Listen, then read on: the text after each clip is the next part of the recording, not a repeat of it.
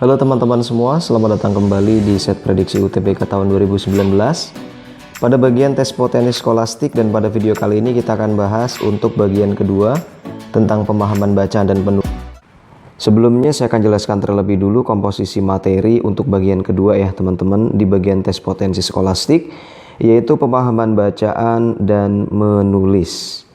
Pada bagian ini teman-teman akan ketemu dengan 3 bacaan, masing-masing diikuti 7 soal atau 6 soal, sehingga total soalnya ada 20 soal dengan alokasi waktu selama 25 menit. Kita langsung saja mulai dari teks yang pertama untuk menjawab soal nomor 1 sampai dengan soal nomor 7. Sebuah pesawat luar angkasa khusus yang bisa take off dari bandar udara biasa dan membawa penumpang dari bumi keluar angkasa dipercaya oleh para ilmuwan dapat dijadikan penerbangan komersil pertama dalam waktu 10 tahun ke depan. Para insinyur mengembangkan sebuah pesawat bernama Skylone senilai 700 juta euro yang bisa terbang dengan 5 kali kecepatan suara. Skylone berukuran 270 kaki ini dapat memuat maksimal 24 penumpang ke ruang angkasa dan dapat dijadikan sebuah penerbangan komersil pertama dalam waktu 10 tahun ke depan. Biaya penerbangan per penumpangnya diperkirakan seharga 6,3 juta euro. Tentu saja hal ini membuat penerbangan keluar angkasa begitu eksklusif. Skylone, pesawat yang tanpa pilot tersebut bisa terbang dari bandar udara biasa dan tidak memiliki roket eksternal maupun mesin dengan hidrogen. Pihak UK Space Agency percaya bahwa Skylone bisa merevolusikan perjalanan angkasa dan secara signifikan memotong biaya produksi dengan pertolongan teknologi terbaru. Skylone dikembangkan oleh Reaction Engine dan didukung oleh UK Space Agency. UK Space Agency merupakan lembaga penelitian dan pengembangan teknologi angkasa luar milik Inggris yang berkonsentrasi dalam pembuatan satelit. Para pihak yang terlibat akan membicarakan rencana pengembangan penerbangan luar angkasa komersil ini. Mereka mengatakan akan membutuhkan waktu 10 tahun untuk mengembangkan teknologi ini dan akan memungkinkan Reaction Engine menjadi negara pertama yang penerbangan luar angkasa komersil pertama. Sebelumnya di European Space Agency (ESA), Russian Federal Space Agency (RKA), dan NASA juga sudah mengeluarkan miliaran dolar untuk proyek sejenis, tapi selalu menemui kegagalan. Baik teman-teman, kita sudah baca teksnya, ada 3 paragraf pada teks pertama ini. Untuk pertanyaan pertama, judul apakah yang tepat untuk bacaan di atas? Nah, kalau kita ngomongin judul teman-teman, apa kira-kira ya? Dari paragraf pertama sampai paragraf akhir, fokus menceritakan tentang apa? Kalau tadi kita perhatikan dengan seksama, maka yang dibahas dari paragraf 1 sampai paragraf 3, di keseluruhan cerita, dia berbicara tentang sebuah pesawat luar angkasa, ya, yang bernama Skylone. Ya, dari beberapa kalimat terus disebutkan Skylone gitu. Berarti judul yang paling cocok, nama Skylone-nya perlu disebutkan. Berarti kita sudah bisa eliminasi jawaban yang kurang tepat. Untuk A kurang tepat, untuk D juga kurang tepat. Oke, baik, kita akan pilih B, C, atau E karena di situ ada Skylone ya. Baik teman-teman. Nah, kira-kira mana yang paling cocok? Oke, kalau opsi yang B, Skylone, pesawat luar angkasa komersil pertama di dunia. Ya. Pesawat luar angkasa komersil pertama di dunia. Ini bisa jadi nih teman-teman ya, karena memang disebutkan seperti itu. Skylone, teknologi terbaru UK Space Agency, ini kurang tepat karena UK Space Agency itu hanya mendukung ya, dikembangkannya oleh Reaction Engine gitu. Kemudian untuk opsi yang E, Skylone, penerbangan termahal di dunia, ya belum tentu juga ya, tapi memang disebutkan bahwa biayanya cukup mahal ya, seharga 6,3 juta euro gitu, dan ini begitu eksklusif gitu. Jadi kalau termahal di dunia dia nggak fokus menyoroti hal ini gitu. Jadi untuk soal pertama, jawaban yang paling cocok untuk judul adalah Skylone, pesawat luar angkasa komersil pertama di dunia. Jawabannya yang B. Berikutnya untuk soal kedua, kata berimbuhan yang kurang tepat penggunaannya pada paragraf pertama. Oke, kata berimbuhan yang kurang tepat pada paragraf pertama. Opsi A dia bilang memuat. Kita cari memuat ada di kalimat yang mana ya. Memuat ada di kalimat ini teman-teman. Ini adalah opsi A. Kemudian membawa ada di opsi ini ya. Membawa ada di kalimat pertama. Kemudian untuk mengembangkan dia ada di ini kalimat kedua teman-teman. Kemudian merevolusikan ada di Merevolusikan kalau kita lihat justru merevolusikan tidak ada di paragraf pertama ya. Merevolusikan adanya di paragraf kedua. Berarti ini tidak mungkin ya, karena tidak ada di paragraf pertama. Kemudian memotong ya. Memotong juga ada di paragraf kedua, ini juga kurang tepat. Oke. Jadi kita punya opsi untuk jawaban soal nomor 2, memuat, membawa atau mengembangkan.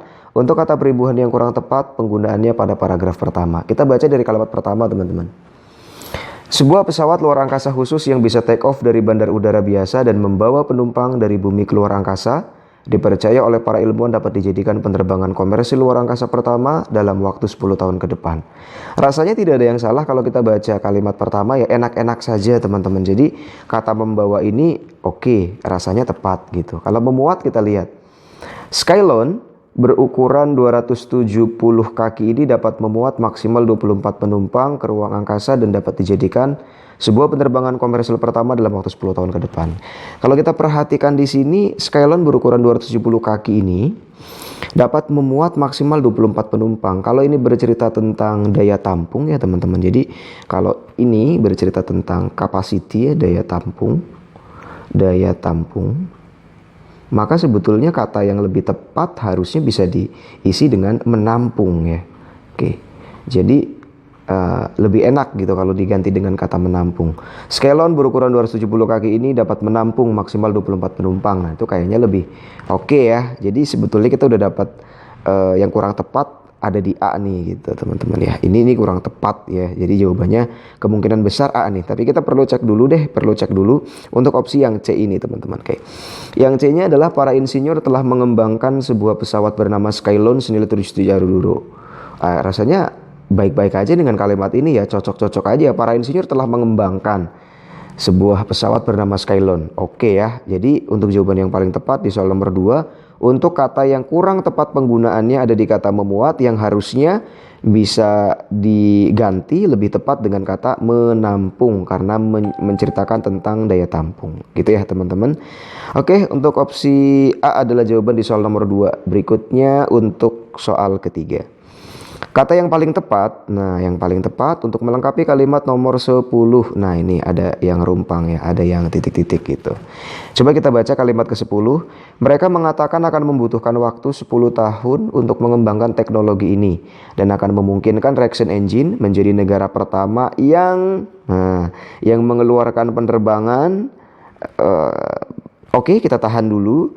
Yang mengembangkan penerbangan enggak ya, karena dari awal sudah dibilang mengembangkan. Jadi ini bukan cerita lagi tentang pengembangannya gitu. Jadi ini kurang cocok.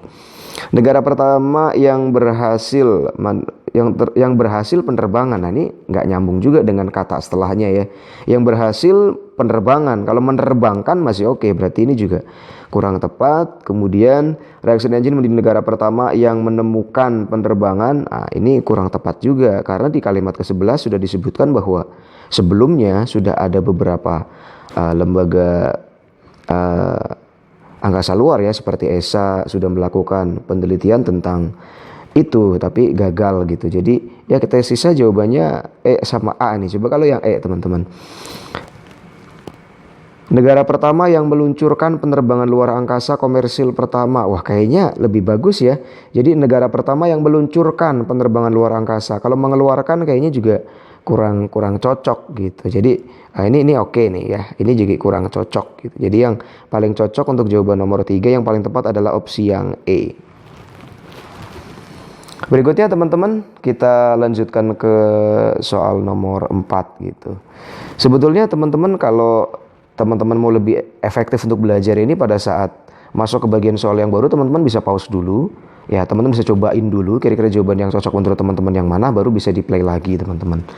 Oke, sekarang kita lanjutkan di soal nomor 4. Arti kata merevolusikan pada kalimat ke-6 ya. Revolusi, kalimat ke-6 ada di sini, merevolusikan. Nah, ini merevolusikan. Arti kata revolusi, teman-teman tahu ya, ini kata yang umum nih. Ya cukup populer ya, sering kita dengar. Revolusi itu artinya perubahan gitu. Perubahan dalam waktu yang cepat ya. Kalau evolusi perubahan dalam waktu yang lambat gitu. Perubahan. Nah, berarti ada dua opsi nih antara A atau B gitu. Memulai bukan, mengorbit bukan, mewujudkan bukan. Tinggal yang paling cocok aja penggunaan kalimatnya, merubah atau mengubah. Kata ubah mendapatkan imbuhan me, jadinya apa nih teman-teman? Ya, yang tepat adalah mengubah gitu, bukan merubah. Berarti yang cocok adalah jawaban B. Berikutnya soal nomor 5. Kalimat yang tidak padu pada paragraf ketiga ada pada kalimat keberapa? Oke, kalimat yang ada di paragraf ketiga, berarti ada di sini paragraf ketiga. Oke, kita akan cari kalimat yang tidak padu. Kalau teman-teman perhatikan bagaimana cara mencari kalimat yang tidak padu, ya saya yakin teman-teman bisa ya. Jadi kita bisa cek aja, kalau misalnya nggak padu di sini, dia nggak akan nyambung dengan setelahnya, miss gitu ya. Dan kalau dia padu berarti dia nyambung gitu. Ya, atau bisa juga dengan sebelumnya. Pokoknya dengan kalimat setelah atau sebelumnya itu nggak nyambung gitu. Oke teman-teman, kita akan baca dari kalimat yang pertama. Nanti teman-teman coba rasakan mana yang tidak nyambung dengan kalimat-kalimat setelahnya. Skylon dikembangkan oleh Reaction Engine dan didukung oleh UK Space Agency. UK Space Agency merupakan lembaga penelitian pengembangan teknologi angkasa luar milik Inggris yang berkonsentrasi dalam pembuatan satelit. Oke, sebenarnya di sini kita udah nggak ngerasa kurang cocok ya, karena dia bilang keseluruhan paragraf menceritakan tentang Skylon. Ya, dikembangkannya oleh Reaction Engine, mendapat dukungan dari UK Space Agency. Dia menceritakan tentang UK Space Agency. Sebetulnya nggak ada yang salah, tapi di kalimat kalau kita baca keseluruhan kalimat ke-8 ini, dia bilang berkonsentrasi dalam pembuatan satelit ya. Sementara Skylon kan bukan satelit, berarti ini juga kurang cocok dari isi konten teman-teman. Oke, tapi kita lanjutkan dulu. Para pihak yang terlibat akan membicarakan rencana pengembangan penerbangan luar angkasa komersil ini. Mereka mengatakan, nah merekanya itu mengacu pada para pihak ini. Jadi ini masih nyambung gitu. Oke ya. Nah kemudian kalau kita lanjutkan lagi, mereka mengatakan akan membutuhkan waktu 10 tahun untuk mengembangkan teknologi ini dan akan memungkinkan Reaction Engine menjadi negara pertama yang meluncurkan penerbangan luar angkasa komersil yang pertama. Sebelumnya European Space Agency, nah ini juga karena dia bilang menjadi negara pertama gitu ya, ternyata dijelasin sebelumnya ada loh yang sudah melakukan penelitian gitu. Jadi 11 dengan 10 juga padu, nyambung. 9, 10, 11 nyambung, berarti kita bisa lihat yang kurang cocok berarti kalimat ke-8. Oke. Berikutnya untuk soal nomor 6 teman-teman ya. Oke. Antonim kata yang bercetak tebal pada kalimat keempat. Kalimat keempat, kata yang bercetak tebal adalah eksklusif. Nah, antonim itu kan lawan makna ya. Apa sih makna dari eksklusif? Eksklusif itu artinya istimewa bisa. Kemudian khusus ya, khusus. Oke, berarti lawan kata khusus apa? Lawan kata khusus ya berarti umum. Berarti jawabannya yang C. Oke teman-teman, sebelumnya kita balik lagi dulu ke soal nomor 6. Kadang teman-teman berpikir seperti ini ya, kalau misalnya kita ekspor, nah lawannya apa? Ekspor itu adalah impor gitu. Jadi depan lawannya depannya I gitu. Kemudian kalau teman-teman emigrasi misalnya, emigrasi kemudian berarti lawannya imigrasi gitu. Ya ini memang benar teman-teman ya, lawan ekspor adalah impor, lawan emigrasi adalah imigrasi, tapi tidak semua kata memiliki lawan makna yang diawali dengan huruf yang sama gitu. Kalau inklusif sendiri di sini eksklusif ya teman-teman, misalnya ini jawab inklusif gitu. Nah kita harus tahu arti inklusif. Inklusif itu artinya terhitung gitu. Jadi maknanya berbeda dengan kata eksklusif yang artinya khusus, lawannya adalah umum gitu.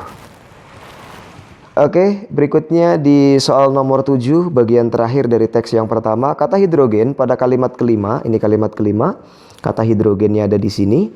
Seharusnya bagaimana teman-teman? Apa tidak perlu diperbaiki hidrogen seperti itu dengan hanya huruf kecil, tidak perlu dimiring gitu ya, tidak perlu di italik gitu. Nah, yang paling cocok yang mana nih? Oke, tidak perlu diperbaiki ataukah diperbaiki dengan hidrogen huruf H-nya besar? Atau dengan hidrogen tapi H-nya pakai Y, I-nya diganti Y, kemudian ini diganti Y dan ditulis miring gitu ya. Kemudian ini biasa tapi miring gitu. Yang paling cocok yang mana ya? Iya, karena sudah diserap ke bahasa Indonesia, ini tidak lagi dicetak tulis miring ya. Jadi penulisan hidrogen pada kalimat kelima ini sudah betul. Jadi yang tepat adalah tidak perlu diperbaiki yang A. Berikutnya teman-teman, kita masuk di teks yang kedua untuk menjawab soal nomor 8 sampai dengan soal nomor 14. Oke, ada 3 paragraf lagi. Kalau teksnya tidak terlalu panjang ya, kita baca. Sikap antipati Soekarno terhadap praktik korupsi pernah ia nyatakan secara gamblang dan terang-terangan dalam sebuah pidatonya di depan Kongres Persatuan Pamong Desa Indonesia pada tanggal 12 Mei 1964 di Jakarta. Ia tanpa tedeng aling-aling menista perilaku korupsi. Ia juga secara panjang lebar mewanti-wanti dan memberikan wejangan agar seluruh pejabat negara hingga pamong praja menjauhi perilaku buruk ini. Perilaku korup sebagai tindakan paling buruk atau hina dalam tatanan bermasyarakat, bernegara, serta hubungannya dengan Tuhan. Paragraf kedua. Merujuk pada pidatonya tersebut, Soekarno mengutip suatu cerita tentang dirinya saat ia bertemu langsung dengan seorang kaya raya. Soekarno tahu betul sebenarnya bahwa harta kekayaan orang yang ditemuinya tersebut dengan cara yang tidak halal, yaitu cara-cara korupsi. Kutipan kisah tersebut ia sebutkan dalam pidatonya sebagai berikut. Nah, ini pidato Soekarno, teman-teman ya. Aku pernah berkata, ada orang kaya raya, auto Impala, auto Mercedes, gedungnya 3, 4, 5 tingkat, tempat tidurnya, kasurnya 7 lapis mentul-mentul. Tiap hari makan 4, 5, 6, 7 kali. Ya, seluruhnya itu laksana ditabur dengan ratna mutu manikam. Kakinya tidak pernah menginjak ubin, yang diinjak selalu permadani yang tebal dan indah. Tapi orang-orang yang demikian itu pengkhianat, karena mereka menjadi kaya raya karena korupsi. Orang yang demikian itu di hadapan Tuhan Yang Maha Esa adalah orang yang rendah. Oke teman-teman, kita sudah selesaikan 3 paragraf pada teks kedua ini. Pertanyaan yang pertama di soal nomor 8. Judul yang paling tepat untuk bacaan di atas, ya, bacaan di atas. Apa ya yang paling cocok ya? Kalau pidato Soekarno di KPPDI, ini KPPDI teman-teman, Kongres Persatuan Pamong Desa Indonesia. Tidak ya, ini tidak menceritakan pidato secara keseluruhan juga di KPPDI. Jadi ini kurang cocok. Kemudian Soekarno dan para koruptor tidak disebutkan siapa saja koruptornya, dia hanya sebutkan ketika dirinya bertemu dengan salah seorang yang kaya raya tapi dari hasil korupsi. Jadi ini juga tidak cocok. Soekarno anti korupsi, iya jelas. Ini pernyataan sikap Soekarno ya. Bagaimana anti korupsi ya tunjukkan. Karena di sini juga dari awal sikap antipatinya ya ia nyatakan. Jadi ini tepat nih teman-teman. Kalau Soekarno menista perilaku korupsi, iya dia menista. Tapi itu bagian dari kalimat penjelas ya, kalimat penjelas. Dia bilang buruk atau hina dalam, ini berarti menista perilaku korupsi, tetapi itu adalah kalimat penjelas terkait dengan keantipatian Soekarno terhadap korupsi. Jadi ini kurang tepat untuk dijadikan judul. Kegigihan Soekarno membasmi korupsi. Nah, di sini tidak disebutkan langkah-langkah Soekarno ya, dia hanya menyampaikan cerita dan bagaimana dia membenci anti dengan korupsi. Diceritakan salah satu peristiwanya ketika bertemu dengan salah seorang. Jadi ini juga kurang tepat teman-teman. Oke, yang paling tepat untuk judul bacaan ini di soal nomor 8 adalah yang C, Soekarno anti korupsi. Soal nomor 9, arti kata Ratna Mutu Manikam pada bacaan di atas adalah Ratna Mutu Manikam. Kalau teman-teman sudah tahu artinya apa itu Ratna Mutu Manikam, bisa langsung jawab ya. Tapi kalau teman-teman belum tahu, bisa kita pahami dari kalimatnya secara utuh. Jadi kata Ratna Mutu Manikam itu kita ganti aja dengan opsi A ya, dengan opsi A, B, C, D, E. Mana yang paling enak, mana yang paling cocok gitu ya. Oke, tiap-tiap hari makan 4, 5, 6, 7 kali. Ya, seluruh rumahnya itu laksana ditabur dengan Ratna Mutu Manikam. Kalau ditabur dengan bermacam-macam permata masih bisa ya, ditaburin dengan permata gitu. Kalau ditabur dengan permadani tidak, karena permadani itu bukan ditabur ya, tapi dihamparkan, digelar gitu. Sutra juga tidak. Ditabur dengan perhiasan ini juga kayaknya kurang cocok, karena perhiasan itu dipakai. Kalau ditabur dengan emas dan perak ini juga kayaknya agak kurang tepat. Kalau dilapisi oke ya, emas dan perak gitu. Jadi untuk bacaan yang ini yang paling tepat adalah yang A gitu. Coba kita baca teman-teman, kita ganti kata Ratna Mutu Manikam dengan bermacam-macam permata. Tiap-tiap hari makan 4, 5, 6, 7 kali. Ya, seluruh rumahnya itu laksana ditabur dengan bermacam-macam permata. Enak ya, cocok. Oke, berarti jawabannya adalah yang A. Berikutnya soal nomor 10. Ya, seluruh rumahnya itu laksana ditabur dengan Ratna Mutu Manikam. Kakinya tidak pernah menginjak ubin, yang diinjak selalu permadani yang tebal dan indah. Kata ditabur harusnya ditulis kayak gimana? Ya, ini kata tabur, ditabur ya. Ini mana yang paling cocok ya? Harusnya disambung teman-teman ya. Oke, karena tabur ini kata kerja, tidak menunjukkan keterangan tempat, harusnya disambung gitu. Oke, berarti yang cocok adalah yang B. Soal berikutnya nomor 11, sinonim kata permadani ya. Permadani itu sajadah teman-teman. Dalam bahasa lain itu disebutkan dengan babut. Oke, kalau sarung tidak, kasur, bantal ya. Tikar itu dari anyaman ya. Sedangkan di sini dia bilang permadani yang tebal dan indah gitu. Tikar bisa indah sih, tapi kalau tebal kayak agak kurang cocok ya. Gitu. Oke, jadi opsi yang paling tepat adalah babut yang D. Soal nomor 12. Orang yang demikian itu di hadapan Tuhan Yang Maha Esa adalah orang yang rendah. Penulisan yang tepat untuk kata yang digaris bawahi berarti Tuhan Yang Maha Esa. Nah, yang mana nih Tuhan Yang Maha Esa yang paling cocok? Oke teman-teman, penulisan Tuhan Yang Maha Esa yang cocok adalah setiap huruf pertama dari setiap katanya ditulis dengan huruf besar, kecuali untuk kata sambung yang ya. Jadi harusnya Tuhan Yang-nya kecil, kemudian Maha diawali dengan M yang besar, kemudian Esa juga E-nya besar gitu. Jadi ini yang cocok. Ada di opsi yang D. Soal nomor 13. Sikap antipati Soekarno terhadap praktik korupsi pernah ia nyatakan secara gamblang dan terang-terangan. Antonim, lawan makna dari antipati. Ya, antipati itu artinya tidak setuju, artinya menolak gitu. Berarti yang cocok ya setuju. Gampang ya. Oke, kita langsung lanjut ke soal nomor 14. Kata yang tepat untuk melengkapi kalimat pada paragraf kedua. Paragraf kedua ada yang kosong nih, titik-titik. Oke. Yang tepat bisa kita isi dengan kata apa ya? Oke. Soekarno tahu betul sebenarnya bahwa harta kekayaan yang ditemuinya tersebut titik-titik dengan cara yang tidak halal ya. Kita udah bisa memprediksi teman-teman kalau memperoleh dengan cara yang tidak halal juga kurang enak ya. Nggak cocok. Oke, harusnya kalau dia bilang harta kekayaan orang yang ditemuinya tersebut diperoleh dengan cara yang tidak halal. Nah ini cocok nih teman-teman, diperoleh. Oke, jadi jawaban untuk soal nomor 14 adalah yang B. Kalau oleh karena dengan cara juga tidak masuk.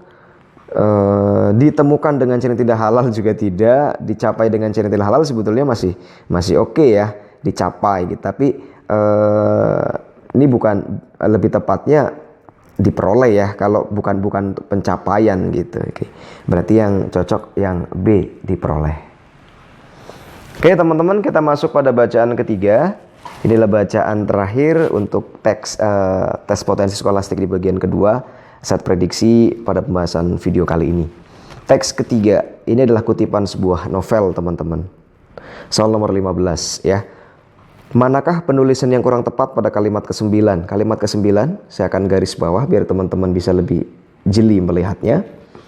Nah, kira-kira yang paling nggak tepat yang mana ya? Oke. Ya? Nah, teman-teman perlu jeli nih.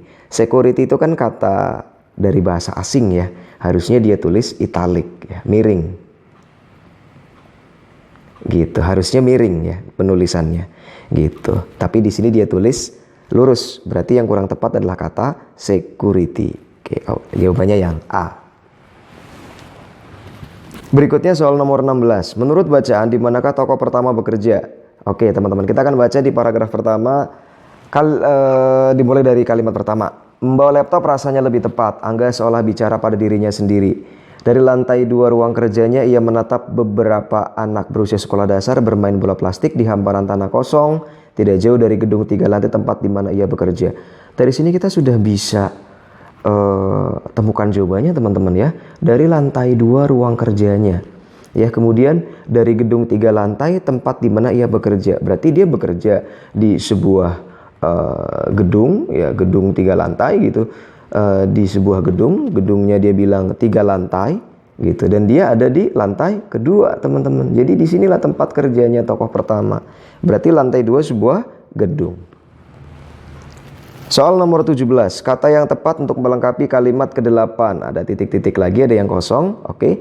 Lelaki muda itu menuruni tangga hendak menuju danau melepas penat sambil titik-titik laptop dengan tangan kanannya. Oke, berarti ini membawa dengan satu tangan.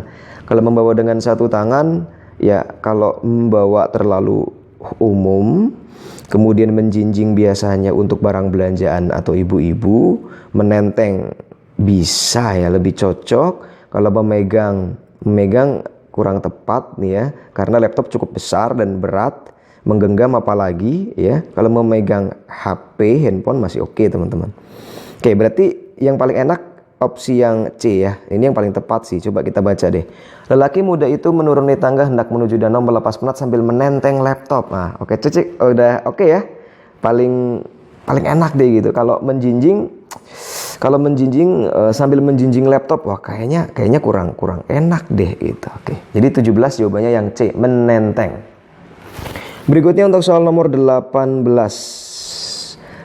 Kalimat 14 menggunakan majas apa teman-teman? 14 tuh di sini. Semilir angin dari kerindangan pepohonan yang berjajar rapi di tepi jalan ramah menyapa. Nah, semilir angin ramah menyapa. Nah, ini memanusiakan benda, ya. Jadi angin menyapa berarti itu memanusiakan benda. Kalau memanusiakan benda, nama majasnya apa teman-teman? Namanya adalah personifikasi, person ya. Oke, berarti yang cocok adalah opsi yang A. Kalau metafora itu perumpamaan, menyebutkan sesuatu dengan cara yang lain, misalnya Ani gitu ya. Ani adalah bunga desa. Bunga desa ya, oke. Di desanya gitu ya, di desanya. Oke. Nah, kata bunga desa ini kan artinya wanita pujaan gitu ya. Nah, disebutkannya dengan cara yang lain, itu namanya metafora. Kalau hiperbola itu biasanya untuk menunjukkan sesuatu yang berlebihan gitu. Andi berlari secepat kilat. Nah, itu adalah majas hiperbola gitu. Kalau eufemisme itu dia penghalusan ya, teman-teman. Jadi menyebutkan sesuatu agar mengalami kehalusan kalimat. Misalnya gelandangan ditulis dengan tunawisma gitu. Nah, itu adalah contoh dari majas eufemisme. Kalau metonimia itu menyebutkan sesuatu dengan menggunakan merek. Misalnya Andi ke Surabaya naik Garuda gitu ya. Masa naik Garuda beneran ya? Maksudnya adalah pesawat mereknya Garuda gitu. Oke teman-teman, cukup jelas ya untuk soal nomor 18 adalah majas personifikasi memanusiakan benda. Oke, berikutnya kita masuk ke soal nomor 19. Jenis bacaan di atas termasuk ke dalam jenis bacaan apa? Oke, teman-teman, jenis bacaan itu kita bisa singkat dengan depan. Oke. Depan. D-nya adalah deskripsi, E-nya adalah eksposisi, di sini ada nih. Kemudian ada persuasi, argumentasi dan narasi. Oke, argumentasi narasi ini pas nih ya. Depan gitu. Sip. Nah, deskripsi itu apa sih teman-teman? Deskripsi itu adalah bacaan di mana penulis mencoba menggambarkan dengan sangat detail, Kalau di sini tokoh pertamanya bernama Angga, maka kita akan tahu Angga itu tingginya berapa, ya warna kulitnya. Atau kalau dia menceritakan suasana dia sedang bekerja di ruangan, dia akan betul-betul detail ya. Oke, dari ruangannya seperti apa, warnanya apa, sudutnya ada di mana, dia posisi di mana gitu. Jadi deskripsi itu teman-teman. Kalau eksposisi adalah bacaan yang memberitakan, mengekspos ya. Sifatnya memberitakan gitu, menginformasikan gitu. Kalau persuasi ini berupa ajakan atau himbauan dari penulis, argumentasi berisi opini dari penulis. Kalau narasi ini adalah cerita yang menggunakan urut-urutan waktu atau kronologi gitu. Jadi ada urut-urutan waktunya. Menurut teman-teman yang tepat yang mana? Iya, yang paling tepat yang E ya, narasi, karena di sini dia menceritakan urut-urutan.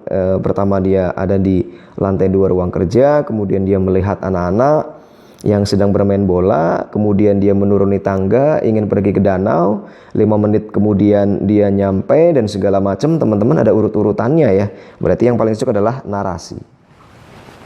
Berikutnya soal nomor 20. Berdasarkan bacaan, hari apakah yang paling mungkin sesuai dengan maksud penulis? Nah, kita bisa cari jawabannya pada kalimat nomor 9 teman-teman. Kalimat ke-9. Security sudah tidak heran melihat Angga tetap masuk kerja di saat hari libur seperti hari itu. Ya, kalau hari libur yang paling cocok berarti hari Minggu. Oke teman-teman, itu saja 20 soal untuk bagian kedua dari tes potensi skolastik. Sampai ketemu di video-video berikutnya. Kalau teman-teman merasa terbantu dengan video ini, silahkan bisa klik like, share, dan juga subscribe. Selamat menonton video mitra siswa lainnya. Dare to dream.